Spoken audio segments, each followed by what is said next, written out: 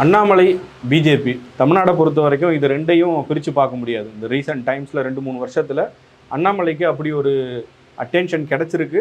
அதுக்கு அவர் சில வேலைகளை செஞ்சுருக்காரு. அதில் நிறைய விமர்சனங்களும் இருக்குது. இந்த எலெக்ஷனை பொறுத்த வரைக்கும் அண்ணாமலை களத்திலேயே இருக்க போகிறதில்ல அப்படின்ற மாதிரியான டாக்ஸ் எல்லாம் வந்திருக்கு. அதுக்கு உதாரணமாக சொல்லணும் அப்படின்னா, அவர் எடுத்த முடிவு, அவரை ஒரு சட்டமன்ற தேர்தல் பொறுப்பாளராக தமிழ்நாடு பிஜேபியில் இருக்கக்கூடிய நிறைய லீடர்ஸை நியமிச்சிருக்காங்க. ஆனால் அவர் தன்னுடைய பொறுப்பை ஏற்க முடியாது. அதுக்கு காரணம் என்னுடைய அப்பாவுக்கு ஹெல்த் சரியில்லை, அதனால் நான் அதில் அதிகமான கான்சன்ட்ரேஷன் பண்ண வேண்டிய தேவை இருக்கிறதுனால நான் இதை பற்றி நயினார் நாகேந்திரன்ட்ட பேசியிருக்கேன்னு அவர் சொல்கிறார். இப்போ என்ன ஆயிடுச்சு அப்படின்னா, இது என்டிஏ கூட்டணியில் இருக்கிற முக்கியமான தலைவர்கள்லாம் எலெக்ஷனில் கண்டெஸ்ட் பண்ண போகிறதில்ல, அவங்கெல்லாம் பின்வாங்குறாங்கன்னு சொல்லி அதுவே ஒரு பிளாக் மார்க் மாதிரி அவங்களுக்கு கிரியேட் ஆகுது. அதுவும் தமிழ்நாடு பிஜேபின்னு எடுத்துக்கிட்டோன்னா, அண்ணாமலை என்னைக்கு அவருடைய இந்த ஸ்டேட் லீடர்ஷிப்லேருந்து ஸ்டெப் டவுன் பண்ணாரோ அன்னையிலிருந்தே அந்த ஒரு டாக் இருக்குது. நயினார் நாகேந்திரனை எல்லாரும் ஏற்றுக்கலன்னு ஒரு விஷயத்த பேசுகிறாங்க. இது சிலர் அண்ணாமலை ஆதரவாளர்கள் வேணும்னே அதை பேசுகிறாங்க அப்படின்னு சொன்னாலும், ஒரு பொதுவான பார்வையில் பார்த்தா கூட அண்ணாமலை நிச்சயமாக இங்கே ஒரு இம்பேக்டை கிரியேட் பண்ணியிருக்காரு. சில பொலிட்டிக்கல் அனலிஸ்டெல்லாம் கூட சொல்லும் போது நான் பார்த்துருக்கேன். பிஜேபியை பொறுத்த வரைக்கும் இந்த ரீசெண்ட் டைம்ஸில் ஒரு 15 வருஷத்தில் எடுத்துக்கிட்டோம் அப்படின்னா நிறைய பேர் இருந்திருக்காங்க மாநில தலைவர்களாக. அவங்கெல்லாம் பிரசிடென்ட்ஸ், அவங்கெல்லாம் அந்த மாநில தலைவர்களாக பிரசிடெண்ட்டாக இருந்திருக்காங்க. லீடராக இருக்கிறன்றது வேற. லீடராக இருக்கிறதுன்றது அந்த பதவியில் இருப்பதை தாண்டி அந்த தனி நபருக்கான ஒரு கூட்டத்தை, அவருக்கான ஒரு ஆளுமையை ஏற்படுத்துவது. அதை அண்ணாமலை உருவாக்கி இருக்கிறார். அது எல்லாருக்கும் பிடிக்குதோ பிடிக்கலையோ, அது அவர் பண்ணுற எல்லாம் சரியோ சரியில்லையோ, விமர்சனம் இருக்கோ இல்லையோ, ஆனால் அவர் ஒரு தாக்கத்தை ஏற்படுத்தி இருக்கிறார்ன்றது உண்மை. இப்போ இந்த தேர்தலில் அண்ணாமலை பின்வாங்குவது போன்ற ஒரு தோற்றத்தை ஏற்படுத்திக்கிட்டே இருக்காரு. இந்த தேர்தலில் எனக்கு இன்வால்மெண்ட் இல்லைங்கிற மாதிரியான சிக்னல்ஸை கொடுத்துக்கிட்டே இருக்காரு. இது நிச்சயமாக எலக்ட்ரோரலாக பிஜேபிக்கு ஒரு பின்னடைவை ஏற்படுத்தும்னு சொல்கிறாங்க. உங்களுடைய பார்வை என்ன? பிஜேபி ஹைகமாண்டை பொறுத்தவரையில் ரொம்ப கிளியராக 2026 சட்டமன்ற தேர்தலை பொறுத்தவரையில் அண்ணாமலையுடைய ரோலை நம்ம லிமிட் பண்ணணும் அப்படின்றது தான் அவங்களுடைய ஸ்ட்ராட்டஜியாக இருக்குது. இங்கே பாஜகவுடைய மாநில தலைவராக அண்ணாமலை மாற்றப்பட்டதுக்கு பிறகு பார்த்தீங்க அப்படின்னா, அவருக்கான இம்பார்ட்டன்ஸ் அப்படின்றது கட்சியிலையும் சரி, கட்சி சார்ந்த நிகழ்ச்சிகள்லையும் சரி, எந்த இடத்துலையுமே இம்பார்ட்டன்ஸ் கொடுக்கப்படலை அப்படின்றது உண்மைதான். ஏன்னா அவர் இந்த பொறுப்பு மாற்றப்பட்டதுக்கு பிறகு நமக்கு தேசிய அளவில் ஏதாவது ஒரு அங்கீகாரம் கொடுப்பாங்க அப்படின்ற ஒரு எதிர்பார்ப்பு அப்படின்றது அவர்கிட்ட இருந்தது. அந்த எதிர்பார்ப்பை பாஜகவுடைய ஹைகமாண்ட் என்டோர்ஸ் பண்ணலை அப்படின்றது தான் கலை யதார்த்தம். இப்போ அவர் கட்சி பணியிலேருந்து விலகுவது எல்லாமே பார்த்தீங்க அப்படின்னா, அவரை பொறுத்தவரையில் நம்மளை ஒரு ஸ்டார் கேம்பெயினராக கட்சி பயன்படுத்தியிருக்கணும். 234 தொகுதிகள்லையும் என்னை பிரதானப்படுத்தி இந்த எலெக்ஷனில் என்னை கேம்பெயின் பண்ண வச்சுருக்கணும் அப்படின்னு அவர் எதிர்பார்த்தாரு. ஒருவேளை பாஜக வெற்றி பெறுகிறதுன்னு வச்சுக்கோங்களேன், அந்த கிளைம் எடுத்துக்கொள்வதற்கான வாய்ப்பு அப்படின்றது, சூழல் அப்படின்றது உருவாகிருக்கும். எப்படி உதயநிதி செங்கலை தூக்கிட்டு போய் எய்ம்ஸை பற்றி அவர் கிண்டல் பண்ணது, கேலி பண்ணது ஒரு பெரிய ஒரு பிரச்சார யுத்தியாக திமுகவுக்கு மாறியதோ, இப்போ அதோடைய கிளைம் என்னவா இருந்தது, உதயநிதியுடைய தேர்தல் பிரச்சாரம் தான் திமுக வெற்றி அடைவதற்கே ஒரு காரணமாக இருந்ததுன்னு சொன்னாங்களா. அந்த மாதிரி அண்ணாமலையுடைய பிரச்சாரம் தான் இந்தியா அலைன்ஸ் வெற்றி பெறுவதற்கான ஒரு காரணமே அப்படின்னு சொல்லிடுவாங்களோ அப்படின்ற ஒரு எதிர்பார்ப்பு அப்படின்றது அவர்கிட்ட இருந்தது. அப்படி யாரும் சொல்லிடக்கூடாது அப்படின்றதுனால தான் பாஜகவுடைய டெல்லி தலைமை, இங்கே இருக்கக்கூடிய மாநில தலைமை அத்தனை பேரும் சேர்ந்து எல்லாத்தையும் ரெஸ்ட்ரிக்ட் பண்ணிட்டாங்க அப்படின்னு நான் நினைக்கிறேன். ஏன்னா இப்போ 72 பொறுப்பாளர்கள் நியமிச்சிருந்தாங்க. அதில் பார்த்தீங்கன்னா எல் முருகனில் தொடங்கி தமிழிசை சவுந்தரராஜன், பொன் ராதாகிருஷ்ணன், யார் யாரெல்லாம் முகமறிந்த பாஜக தலைவர்களாக இருந்தாங்களோ அத்தனை பேரும் இந்த தேர்தல் பொறுப்பாளர்களாக நியமிச்சிருந்தாங்க பாஜகவில். அதில் அண்ணாமலை பேர் இருந்தது. அண்ணாமலைக்கு 6 தொகுதிகள் ஒதுக்கியிருந்தாங்க.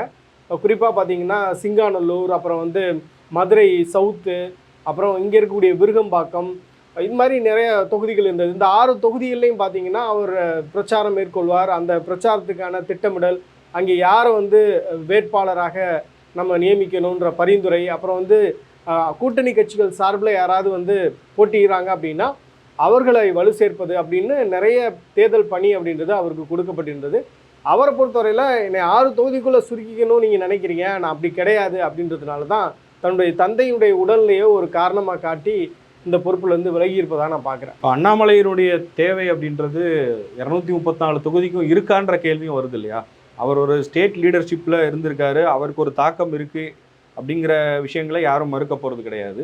பட் இன்றைக்கி இருக்கிற சினாரியோவில் நயினார் நாகேந்திரன் ஒரு லீடராக அவங்க ப்ரொஜெக்ட் பண்ணி அவருடைய வியூகங்களின் அடிப்படையில் இங்கே தமிழ்நாடு பிஜேபி இயங்கிய தொடங்கிய பிறகு உண்மையிலேயே அண்ணாமலையுடைய கேம்பெயின், அவருடைய அந்த அவருக்கு இருக்கக்கூடிய மாசு, அதெல்லாம் இந்த எலெக்ஷனுக்கு தேவை இருக்கான்றத கட்சி தலைமை பார்க்கும் இல்லையா. இன்றைக்கி யங்ஸ்டர்ஸை அட்ராக்ட் பண்ணக்கூடிய ஒரு தலைவராக விஜய் வளர்ந்துட்டார். இந்த இடத்துல வந்து அண்ணாமலையால் எவ்வளோ ஸ்பேஸ் எடுத்துக்க முடியும் அப்படின்னு எனக்கு தெரியல. அண்ணாமலைக்கு வந்து அவருடைய அந்த மாநில தலைவராக இருந்த காலகட்டத்தில் கிடைத்த அந்த வரவேற்பு அப்படின்றது ஒரே ஒரு காரணத்தினால தான். ஏன்னா திமுக எதிர்ப்பை முன்வைப்பதற்கு அந்த காலகட்டங்களில் எதிர்க்கட்சி தலைவராக இருந்த எடப்பாடி பழனிசாமி தீவிரமாக செயல்படலை. அவர் தொடர்ச்சியாக திமுகவுடைய தலைமையை, திமுகவுடைய குற்றச்சாட்டுகளை வந்து ரொம்ப வலுவாக மக்கள் மத்தியில் கொண்டு போய் சேர்த்தாரு. அதனால் அவருக்கு வந்து ஒரு வரவேற்பு அப்படின்றது இருந்தது. நம்ம அடிக்கடி பேசுகிறது தான், திமுக எதிர்ப்பு அப்படின்றது ஒரு பெரிய வாக்கு வங்கி. அதை டார்கெட் பண்ணி அண்ணாமலை தன்னுடைய செயல்பாடுகளை அமைச்சுக்கிட்டது ஒரு பெரிய வரவேற்பை பெற்றது. மற்றபடி பார்த்தீங்க அப்படின்னா அவர் வந்து இளைஞர்களை இன்னைக்கு ரொம்ப பெரிய அளவில் அட்ராக்ட் பண்ணியிருக்காரா அப்படின்னு கேட்டால் அதில் சந்தேகம் தான். இப்போ யூஸ்வலாக எப்படி வந்து இப்போ இன்னைக்கு புதிதாக வரக்கூடிய ஒரு நடிகர் கூட தனக்கான ரசிகர் மன்ற தலைவரை வந்து நியமிக்கிறாரு. அது மட்டும் இல்லாமல் ஒவ்வொரு பகுதிகளிலையும் அந்த ரசிகர் மன்றத்தை கொண்டு போகணும் அப்படின்ற ஒரு முயற்சி எடுக்கிறாங்களா, அந்த மாதிரி வந்து அண்ணாமலை தன்னுடைய பதவி காலத்தில் ஒரு வார் ரூம் செட்டப் பண்ணார். அந்த வார் ரூம் வந்து அண்ணாமலை பற்றியான கிளிப்ஸை வந்து தொடர்ச்சியாக சோஷியல் மீடியாவில் சர்க்குலேட் பண்ணாங்க. அதன் மூலமாக அவருக்கு ஒரு மொமெண்டம் கிடைச்சது. அப்புறம் எண்மண் எண் மக்கள் அப்படின்ற ஒரு சுற்றுப்பயணம், மாநிலம் தழுவிய சுற்றுப்பயணம், அதுக்கு வந்து அவருக்கு நிறையா ஃபண்டிங் கிடைச்சது.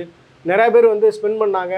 அதை வந்து கொண்டு போய் சேர்க்க முடிஞ்சது. இன்றைக்கி அந்த மாதிரியான ஒரு சூழல் நயினார் நாகேந்திரனுக்கு இருக்கா அப்படின்னு கேட்டால் நிச்சயமாக கிடையாது. நயினார் நாகேந்திரனுடைய தலைமையை நான் எப்படி பார்க்குறேன் அப்படின்னா, அதிமுகவுக்கும் பாஜகவுக்கும் இருக்கக்கூடிய மனஸ்தாபங்களை கலைக்கக்கூடிய ஒரு நபராக நயினார் நாகேந்திரன் இருப்பார்.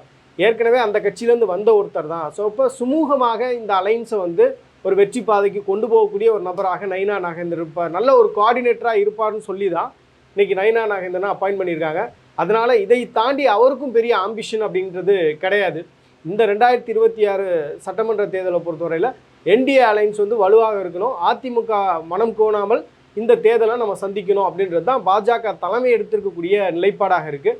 இப்போ நான் சொன்னேன்ல, இப்போ நயினார் நாகேந்திரனுக்கு பெரிய ஆம்பிஷன்லாம் கிடையாது. மிஞ்சி போனால் வந்து இந்த என்டிஏ அலைன்ஸ் வெற்றி பெற்றால் அவர் வந்து ஒரு அமைச்சர் ஆகிறதுக்கான வாய்ப்பு இருக்குது. ஆனால் அண்ணாமலையை பொறுத்தவரையில் அவர் என்ன ஃபீல் பண்ணுறாரு அப்படின்னா, தன்னை வந்து ஒரு முதலமைச்சர் கேண்டிடேட்டாக பார்க்குறாரு. என்டிஏ அலைன்ஸ் வந்து தன்னை முதலமைச்சர் கேண்டிடேட்டாக முன்னிறுத்திருக்கணும் அப்படின்னு நினைக்கிறாரு. அவருக்கு வந்து சிஎம் ஆகணும் அப்படின்ற அம்பிஷியஸ் அப்படின்றது இருக்குது. அவர் ஆம்பிஷன் மட்டும் இல்லாமல் ஒரு அக்ரெசிவ் லீடரும் கூட. ஒரு ஸ்ட்ரெயிட் ஃபார்வர்டாக, ஸ்ட்ரெயிட் பேட்டுன்னு சொல்லுவாங்கள்ல, அந்த மாதிரி மனதில் நினைக்கிறத யாருக்கும் பயப்படாமல் உடனே சொல்லிடக்கூடிய ஒரு நபராக இருக்கிறாரு. ஸோ இதெல்லாம் வந்து அண்ணாமலைக்கு ஒரு பேக்கேஜாகவும் இருக்குது, அதே நேரத்தில் பார்த்தீங்க அப்படின்னா ஒரு ப்ளஸ் பாயிண்ட்டாகவும் இருக்குது அப்படின்னு நான் நினைக்கிறேன். இப்போ அண்ணாமலையுடைய திட்டம் அப்படிங்கிறது இந்த ஒரு தேர்தலுக்கானதாக இருந்திருக்குமான்ற கேள்வி எனக்கு வருது. அண்ணாமலை தேசிய கட்சியை தேர்ந்தெடுத்து அங்கே போகும்போது இந்த கட்சி எப்படி இயங்கும், அங்கே ஒரு தலைவர்களுக்கான பதவிக்காலம் என்ன, அங்கே வந்து இண்டிவிஜுவலை ப்ரமோட் பண்ணுவாங்களா, இல்லை அந்த பார்ட்டியோடைய ஐடியாலஜி இல்லை பார்ட்டியை ப்ரமோட் பண்ணுவாங்களா அப்படிங்கிறதெல்லாம் அனலைஸ் பண்ணி தான் போயிருப்பார். ஒரு ஐபிஎஸ் கேடரில் இருந்தவர் அண்ணாமலை. அதனால் இந்த விஷயங்களை அனலைஸ் பண்ணாமல் போயிருப்பாரான்றது ஒன்று. இன்னொன்று, பிஜேபி ஹை கமாண்ட் எடுத்திருக்கக்கூடிய முடிவு, நயினார் நாகேந்திரன், இது எல்லாமே இந்த தேர்தலுக்கான ஒரு வியூகம்னு சொல்லும்போது இவருடைய டைம் அப்படின்றது 2029 இருக்கலாம், இல்லை 2031 இருக்கலாம். அதுவரையும் பார்ட்டியில் அவர் வந்து எப்போவுமே எப்படி ரேங்க் அண்ட் ஃபைல் எப்படி ஒர்க் பண்ணுறாங்களோ அந்த மாதிரி ஒர்க் பண்ணால் மட்டும்தானே அவருக்கான அந்த இடம்ன்றது கிடைக்கும். இந்த தேர்தலில் எனக்கு முக்கியத்துவம் தரலைன்னு சொல்லி ஒரு ஸ்டெப் பேக் பண்ணுறதுன்றது எப்படி எந்த ஒரு கட்சி தலைமையும் ஏற்றுக்கும்? இப்போ எண்மண் எண் மக்கள் சுற்றுப்பயணம் நடந்து முடிந்ததுக்கு பிறகு அவருக்கு ஒரு பெரிய வரவேற்பு இருந்தது. அந்த ரிப்போர்ட்டை வந்து பாஜகவுடைய டெல்லி தலைமை பார்த்துருக்காங்க. பார்த்துட்டு தான் அவ்வளோ எதிர்பார்ப்புகள், குறிப்பாக கட்சியில் இருக்கக்கூடிய சீனியர் லீடர்ஸ்லாம் என்ன சொன்னாங்கன்னா, அந்த டைமில் கொஞ்சம் அண்ணாமலையை வந்து கூல் டவுன் பண்ண சொல்லி 2024 நம்ம வந்து ஏடிஎம்கேவோட அலைன்ஸ் போகிறது தான் பெட்டரான ஒரு சாய்ஸு, அது நிச்சயமாக நமக்கு வந்து வெற்றி வாய்ப்பை ஏற்படுத்தி தரும் அப்படின்னு சொல்லியிருந்தும் கூட அண்ணாமலையுடைய டிசிஷன் வந்து டெல்லி தலைமை ஆதரிச்சாங்க. அண்ணாமலை என்ன சொல்கிறாரோ அதுபடி நீங்கள் கேட்டு செய்யுங்க. 2024 என்டிஏ தலைமையில் ஒரு அணி வந்து ஃபார்ம் பண்ணி அவங்க வந்து எலெக்ஷனை சந்திக்கிட்டோம், நம்ம அதிமுகவுடைய கூட்டணியை வந்து முறிக்கிறதுல ஒன்றும் பிரச்சனை இல்லை, let's go with Annamalai decision அப்படின்றது தான் 2024 டெல்லி தலைமை சொன்ன ஒரு விஷயம். ஆனால் 2024 எலெக்ஷனுடைய ரிசல்ட்ஸ் பார்க்கும்போது அண்ணாமலை ப்ரொஜெக்ட் பண்ண மாதிரி இல்லை அப்படின்றது தான் அவங்களுக்கு இருக்கக்கூடிய அதிருப்தி, டெல்லி தலைமையில் இருக்கக்கூடிய அதிருப்தி. அதனால தான் அண்ணாமலை சொல்லக்கூடிய விஷயங்கள், அண்ணாமலை பற்றி சோஷியல் மீடியாவில் பார்க்கக்கூடிய விஷயங்கள், இதெல்லாம் வந்து ஃபேப்ரிகேட்டடு அப்படின்னு கூட டெல்லி தலைமை நினச்சிருக்கலாம். அதனால தான் அந்த மாற்றம் அப்படின்னு நான் நினைக்கிறேன். 2026 பொறுத்தவரையில் அதிமுக கூட்டணி எந்த நெருடலும் இல்லாமல் பாஜகவோட இணைந்து செயல்படும் போது நிச்சயமாக டபுள் டிஜிட்டில் நம்ம வந்து சட்டமன்றத்துக்குள்ளே உறுப்பினர்களை அனுப்பலாம் அப்படின்றது கூட ஒரு கணிப்பாக இருந்திருக்கும்னு நான் நினைக்கிறேன். ஏன்னா வந்து லாஸ்ட் டைம் 20 தொகுதிகளில் போட்டிட்டு 4 வெற்றி பெற்றாங்க. இந்த முறை வந்து 30 தொகுதிகள் வரை கேட்டு பெற போதா சொல்கிறாங்க. அப்போ ஒரு 10 சட்டமன்ற உறுப்பினர்களை உள்ளே அனுப்பணும் அப்படின்னா இந்த அலைன்ஸ்னால மட்டும்தான் முடியும். அண்ணாமலை சொல்வதை கேட்டு நம்ம செய்யும் பொழுது அதற்கான வாய்ப்புகள் அப்படின்றது குறைவாக இருக்கும்.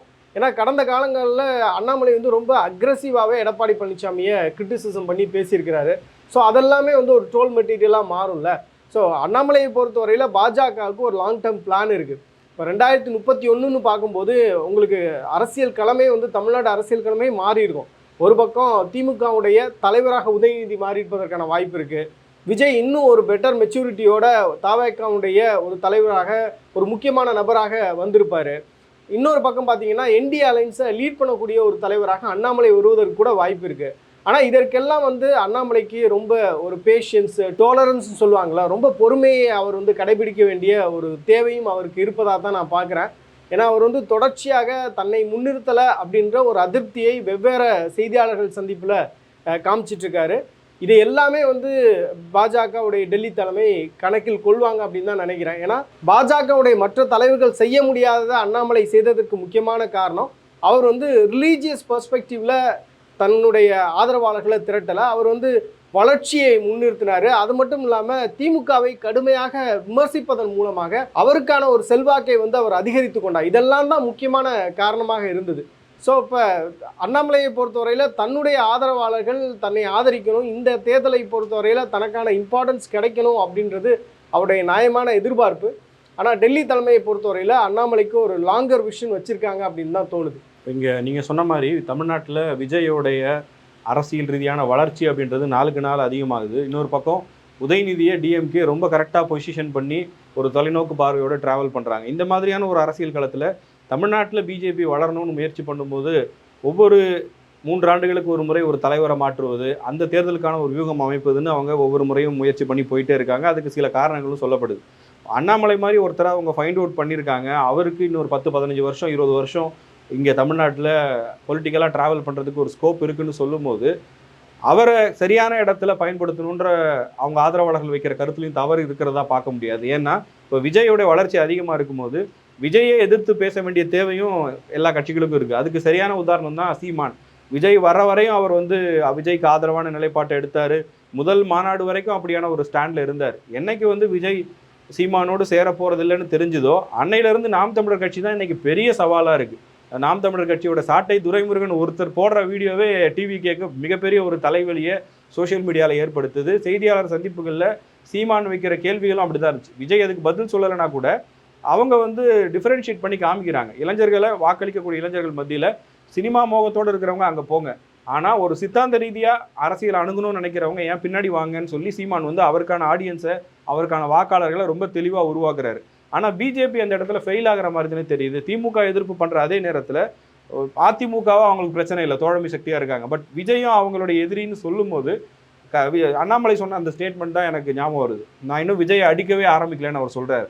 அதாவது அவர் அந்த ஸ்பேஸை தான் எதிர்பார்க்குறாருன்னு நினைக்கிறேன். விஜய் இருக்கிற காலத்தில் விஜய்க்கு எதிரான ஒரு சக்தியாக எப்படி வந்து கலைஞர் ஒரு மையப்புள்ளியாக இருக்கும்போது அவருக்கு எதிராக தலைவர்கள்லாம் உருவாகிட்டே இருந்தாங்களோ அந்த மாதிரி நீ விஜய் வந்து அடுத்த தலைமுறைக்கான ஒரு தலைவராக உருவாகக்கூடிய இந்த நேரத்தில் ஒரு பைபோலார் பாலிடிக்ஸை உருவாக்குறதுக்கு சரியான ஒரு ஸ்பேஸ் இருக்குது. அதை வந்து பிஜேபி பயன்படுத்தலை. அந்த இடத்த தனக்கு கொடுக்கணும்னு அண்ணாமலை எதிர்பார்க்கறதுலையும் ஒரு நியாயம் இருக்குன்னு நம்ம பார்க்கணும் இல்லையா? இன்னும் கூட கொஞ்சம் உடச்சி பேசுவோமே. இப்போ பாஜக இல்லை காங்கிரஸ் 2 கட்சிகள்லையுமே பார்த்தீங்க அப்படின்னா மாநில தலைவர் போஸ்டிங் அப்படின்றது ஒரு மேனேஜர் போஸ்டிங் தான். அது வந்து டெல்லி தலைமை வந்து அப்பாயின்ட் பண்ணக்கூடிய ஒரு போஸ்டிங் தானே தவிர இங்கே இருக்கக்கூடிய கட்சியுடைய உறுப்பினர்கள் தேர்வு செய்யக்கூடிய ஒரு தலைமை பொறுப்பெல்லாம் அது கிடையாது. பாஜகவை பார்த்தீங்கன்னா டிஃப்ரெண்ட் செக்மெண்ட்ஸ் ஆஃப் பீப்புள் வந்து அதில் இருப்பாங்க.